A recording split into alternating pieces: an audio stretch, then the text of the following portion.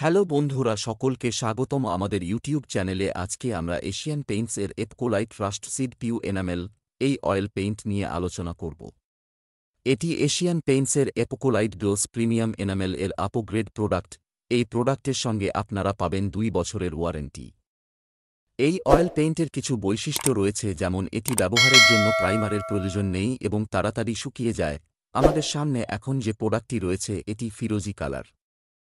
Company এই প্রোডাক্টটির MRP রেখেছে 457 টাকা। এই প্রোডাক্টটির ভ্যালিডিটি রয়েছে ম্যানুফ্যাকচারিং তারিখ থেকে 7 মাস বা 5 বছর। এই প্রোডাক্টটির আনুমানিক বাজার মূল্য 250 থেকে 300 টাকা হতে পারে। বিভিন্ন বাজার বা আন্তর্জাতিক বাজারে কাঁচামাল দাম কম বেশি হলে দাম ওঠানামা হতে পারে। এই প্রোডাক্টটি আমরা কিভাবে ব্যবহার করব সেটা এক ঝলকে জেনে নিই। ব্যবহারের প্রথম পদ্ধতি হল ক্লিনিং, মানে পরিষ্কার করা।